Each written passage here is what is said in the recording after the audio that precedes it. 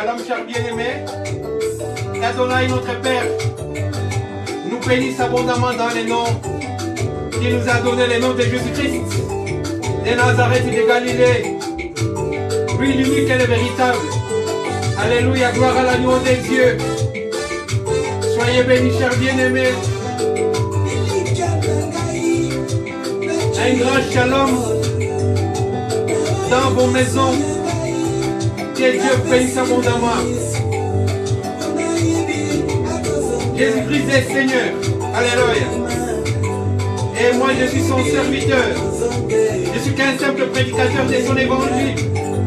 L'évangile de la gloire. L'évangile du temps de la fin. L'évangile du soir. La parole pure, limpide et potable. La parole simple et la parole distribuée. Dans ces temps, je suis votre frère bien-aimé, un simple prédicateur de l'évangile. Je suis pasteur Isaac Kalonji de France. Je vous prie de vous abonner sur Facebook. Nous sommes Evami Tabernacle Jésus t'aime, une grosse communauté. Et nous sommes surtout sur YouTube. Pasteur Isaac Kalonji de France. Ou Isaac Kalonji Ministries. Isaac Kalonji Ministries. Venez vous abonner, chers bien-aimés. Et Dieu bénira abondamment.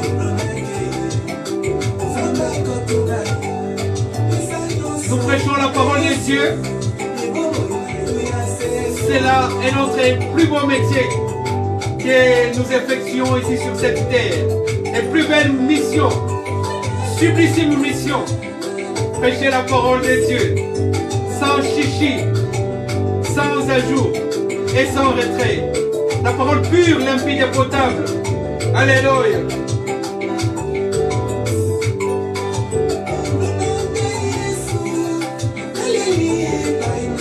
Faites abonner les autres bien-aimés et Dieu vous bénira. Notre Dieu est un Dieu de récompense. Il a les rémunérateurs de ceux qui croient en sa parole. Dieu est pur. Dieu est reconnaissant envers ses enfants. Alléluia. Parce qu'il y a chez notre Père la loi de la sémence et de la récolte. S'aimer en nous apportant des abonnés. Nous sommes sur YouTube. Isaac Kalonji Ministries ou Pasteur Isaac Kalonji de France. Nous sommes aussi sur Facebook. Notre page est Evami Tabernacle. Evami Tabernacle, Jésus t'aime. Soyez bénis, nous sommes dans la joie. Parce que nous sommes devant le peuple de Dieu.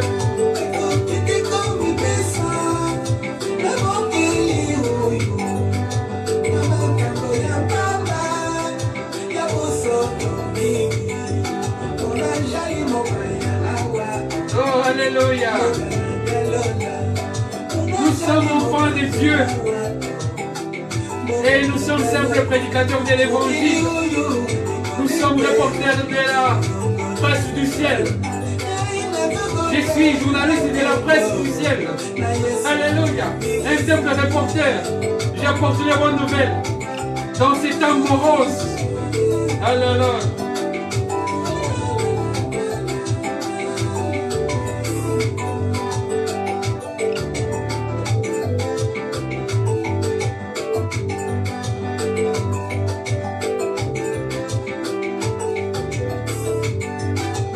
Vous nous apportez des abonnés, Dieu vous bénira. Sûrement et certainement. Sûrement et exactement. Dieu vous bénira si vous nous apportez d'autres abonnés, frère. Oui, ma soeur. Partage cette parole. Commente-la. Aime cette parole.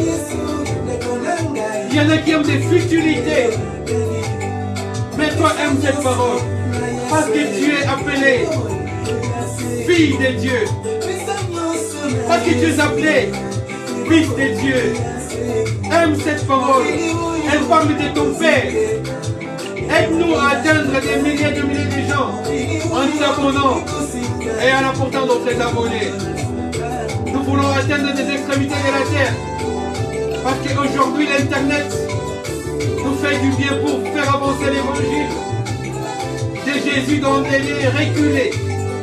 Alléluia.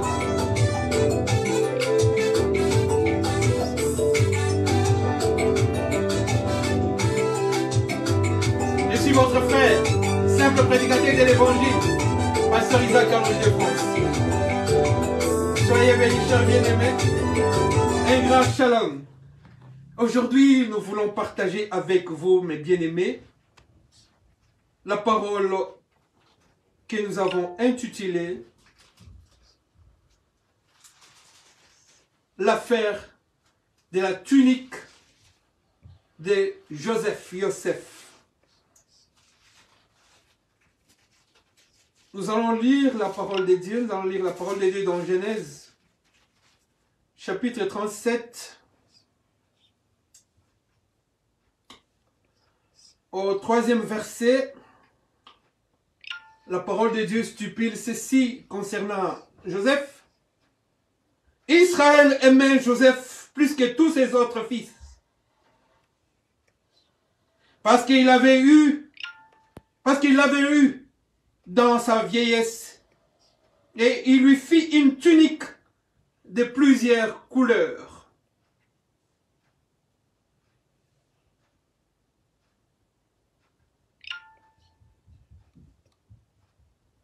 Et nous sautons du verset 3 et nous allons au verset 20. Ses frères dirent, venez maintenant, tuons-le et jetons-le dans une des citernes. Nous dirons qu'une bête féroce l'a dévoré et nous verrons ce que deviendront ces songes, parce que Joseph avait un don du ciel. Joseph était unique en son genre. Il avait une grâce particulière. Il avait des songes puissants. Il avait un témoignage du ciel qui le rendait puissant dans les songes.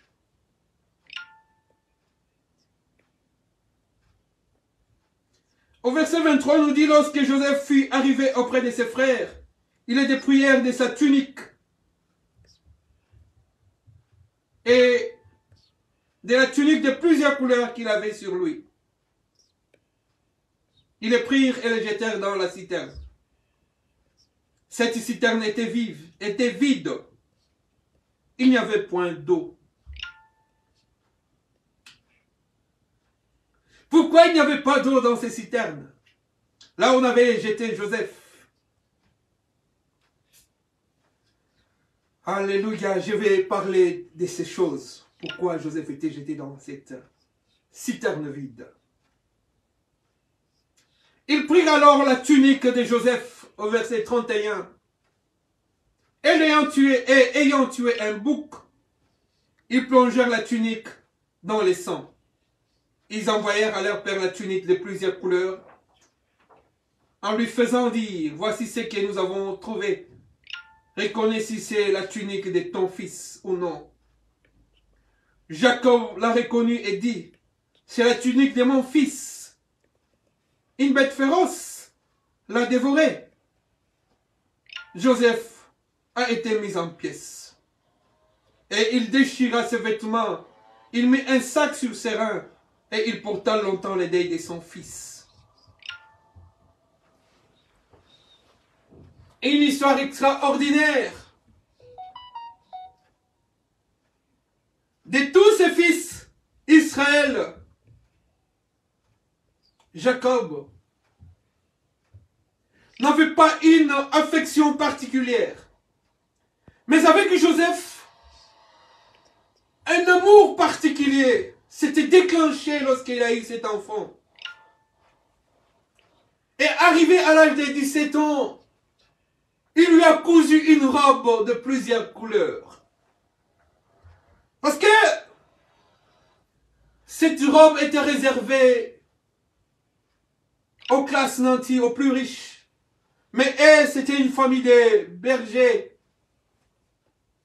des pasteurs, des éleveurs plutôt. Comme c'était des pasteurs, des éleveurs, de brebis, de bêtes.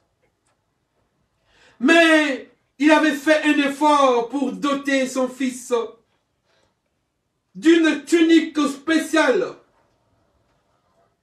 et spécifique pour le distinguer des autres. Et c'est de ses propres mains que Jacob a cousu cette robe de plusieurs couleurs. C'était un sacrifice suprême. Parce que c'était réservé aux classes nanties, à la royauté. Une robe de plusieurs couleurs.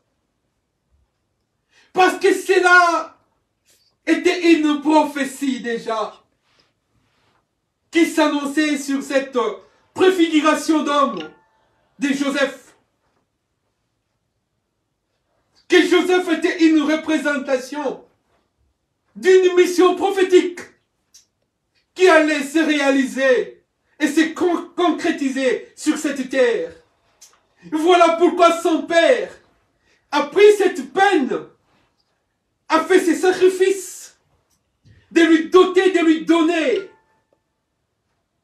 un vêtement nouveau. Un vêtement royal, une robe royale, une tunique royale de plusieurs couleurs, juste pour symboliser la royauté sur cet enfant, la grâce sur cet enfant, l'unicité de cet enfant, la particularité de cet enfant Joseph. Parce que c'était une alliance de la vie. Joseph était révélé. Il n'a pas fait exprès, mais c'était une préfiguration, une prophétie et aussi une inspiration. Une inspiration de l'alliance que Dieu avait faite avec son peuple. Lorsque Noé avait construit l'arche, ceux qui n'étaient pas entrés dans l'arche, les incrédules, les moqueurs, avaient tous péri. Parce que les déluges s'étaient abattus sur la terre. Et ça avait fait mal à Dieu. Et Dieu a conclu, dans sa miséricorde, dans son amour, de lancer dans les ciels un arc, un ciel, un arc-en-ciel, pour symboliser son alliance avec l'homme, parce que Dieu s'était répandu, dit, désormais, je ne tuerai plus l'homme avec les déluges. La race humaine tout entière ne périra plus par les déluges. Et Dieu a fait cette alliance en sortant à l'arc dans les ciels, l'arc-en-ciel. Et l'arc-en-ciel a plusieurs couleurs. C'est pourquoi aussi Israël, le papa de Joseph, Jacob, avait doté son fils d'une tunique de plusieurs couleurs. Et parmi ces couleurs, il y a une particulière couleur, une particularité de la couleur qui devait s'accomplir Joseph. C'était la couleur rouge. Et cet homme, avec sa race, de voir des songes et les interpréter, cet homme a rendu ses frères jaloux. Quand le père t'aime, comme le père Israël, Jacob, avait aimé Joseph, cela attire la haine du monde.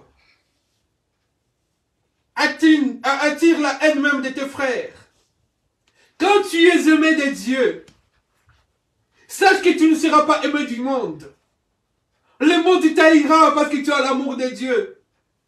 Comme ils ont haï Joseph parce qu'il avait l'amour de son père. Sache aussi que toi aussi, si Dieu t'aime, si tu es porteur de la grâce de Dieu, le monde t'haïra. Même tes propres frères t'haïront. Ils t'aimeront pas. Même tes collègues au travail, même à l'école, ils t'aimeront pas parce que tu as quelque chose de spécial. Le Seigneur Jésus-Christ a dit, je vous envoie comme des brebis devant les loups. Vous savez que les loups, ils n'aiment pas le brebis. Dès qu'ils voient les brebis, ça devient une proie pour eux pour les dévorer. Toi aussi, sache que quand tu portes l'amour de Dieu, le premier à t'haïr, c'est le diable. Il t'haïra. Il cherchera à t'enfoncer, à te détruire, à te cribler. Des fois, tu ne comprendras pas. Des choses t'arrivent sans que tu ne puisses en être l'auteur. Tu es innocent devant quelque chose, mais le monde te condamne. Beaucoup de choses arrivent aux enfants de Dieu. Le malheur arrive souvent au juste, mais Dieu les en délivre toujours. Et un malheur s'était abattu sur Joseph. On l'a jeté dans un puits, dans une citerne sans eau. Et c'est là où Joseph était.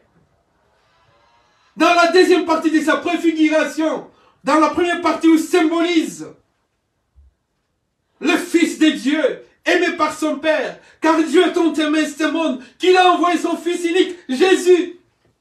Et Dieu a tant aimé, et Jacob a tant aimé Joseph, qu'il lui a donné une robe. Et Jésus aussi avait une robe unique. Personne n'a cousu la robe de Jésus.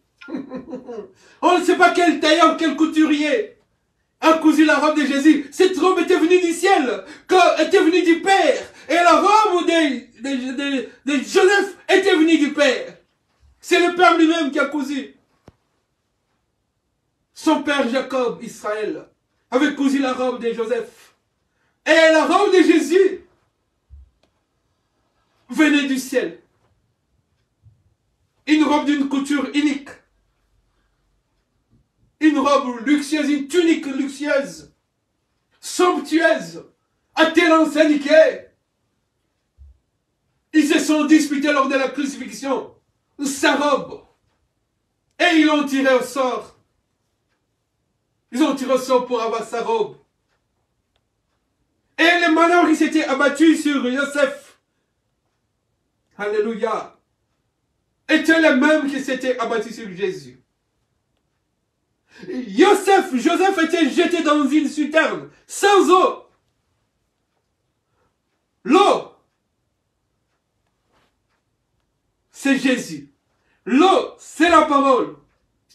Jésus dit, quiconque a soif, qui vient à moi.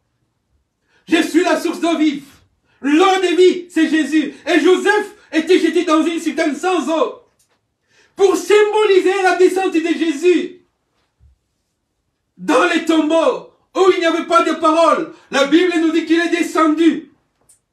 Dans la fosse, dans les tombeaux. Pour prêcher à ceux qui n'avaient pas la parole. Ceux qui étaient morts avant la parole. Voilà pourquoi Joseph est la préfiguration de Jésus. Et ses frères, pour les jeter dans cette citerne, dans ce trou profond, ils ont pris la robe de Joseph.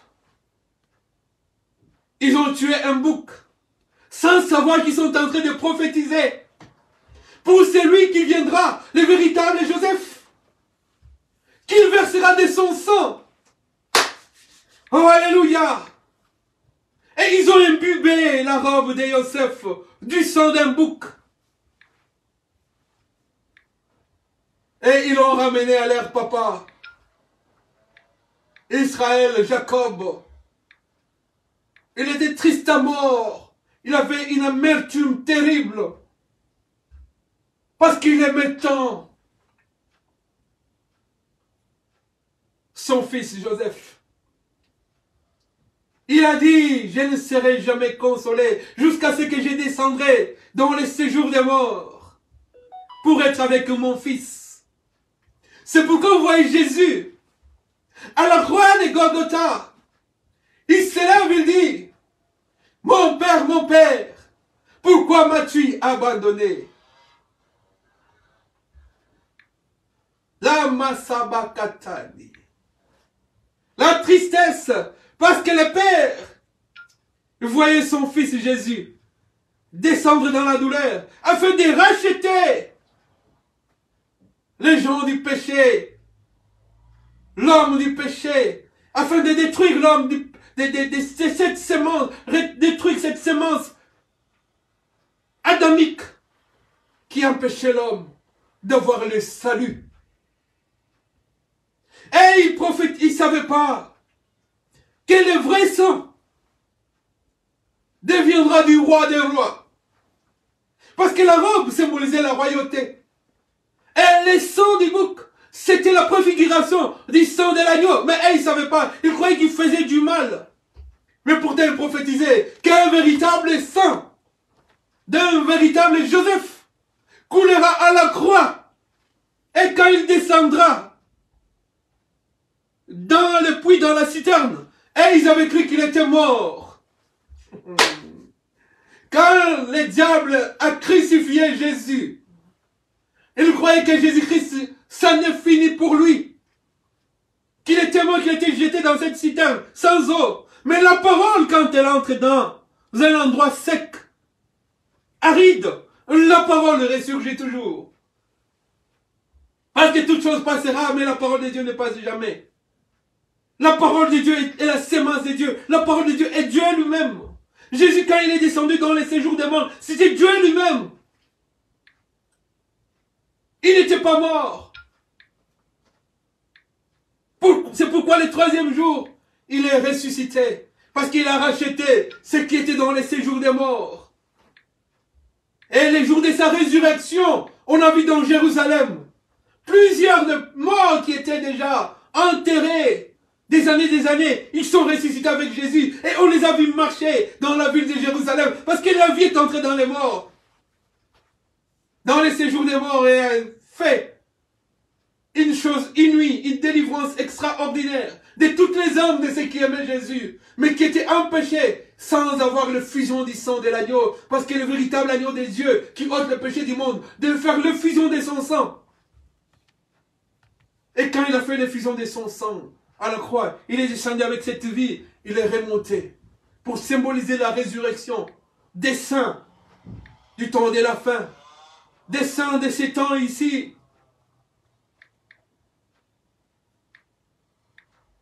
La royauté de la robe, cette affaire de la robe, de la tunique de Joseph, était une prophétie de la robe de Jésus, de plusieurs couleurs de l'alliance, de l'arc-en-ciel. Et si vous comptez les couleurs sur l'arc-en-ciel, les couleurs, elles sont 7. Ce qui symbolise l'Esprit de Dieu. Qui est devant son trône. Les 7 esprits sont devant son trône. Et les 7 jours de la perfection, du chandelier, l'identité, de l'huile qui est déversée dans les chandeliers, de la première tige jusqu'à la 7e tige, c'est la même huile. Donc les 7 couleurs ne parlent que de Jésus, de la royauté de Jésus, de la divinité de Jésus. Voilà pourquoi, quand on avait jeté Joseph dans le puits, dans la citerne, il n'allait pas mourir. Ses frères croyaient qu'il allait mourir. Et ils sont partis, ils ont cru qu'il est mort. Mais Dieu l'a élevé du puits, de la citerne où il était jeté. Et il est allé être passé par la prison. Comme Jésus était arrêté, ainsi Joseph aussi était arrêté. Parce que la femme de Potiphar, vous connaissez l'affaire,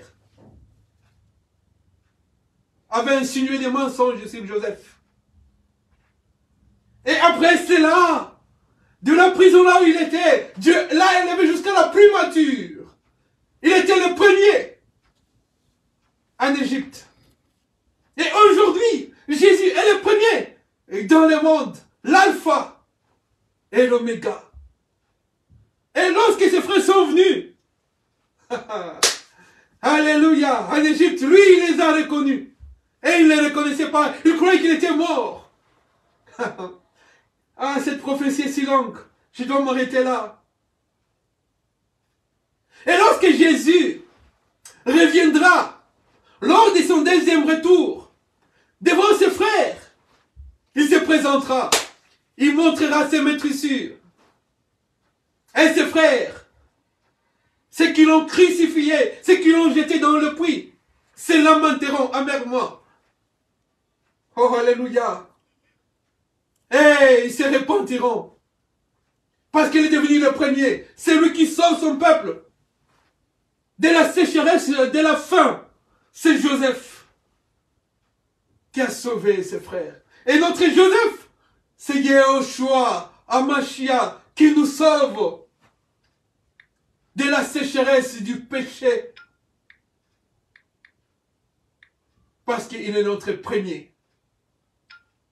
Que Dieu vous bénisse. Qu'Adonai notre Père nous bénisse abondamment. Je suis votre frère, Pasteur Isaac Kalonji de France. Je suis sur YouTube, Isaac Kalonji Ministries. Et nous sommes sur Facebook. Famille Tabernacle de Jésus.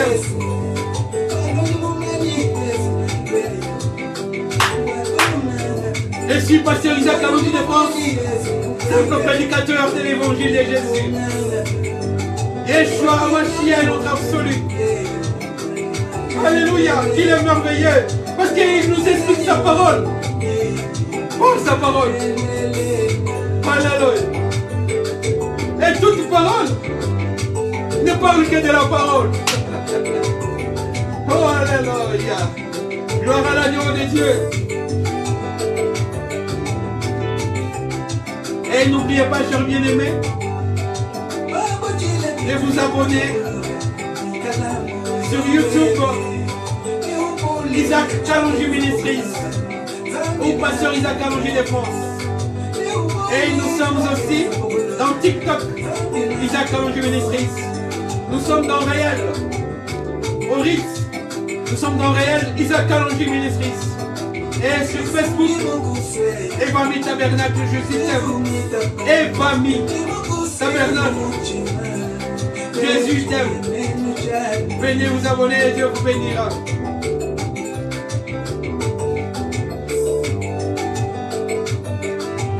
Yeshua Shaddai, Elohim notre Père, un merveilleux, alléluia. Qu'est-ce que j'aime cet homme de Galilée. Je suis tout. Par sa grâce. Tout à moi, il n'est que sa grâce. Je suis toute une grâce du Seigneur en moi. Sans lui, je ne serais même pas vivant. Alléluia.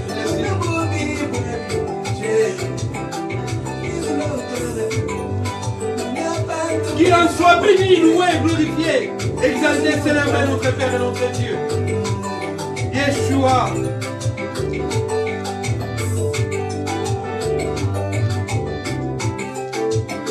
Soyez bénis, chers bien-aimés. Dans le nom de Yeshua, Moshe Shaddai Elohim, notre Père et notre Dieu. Amen.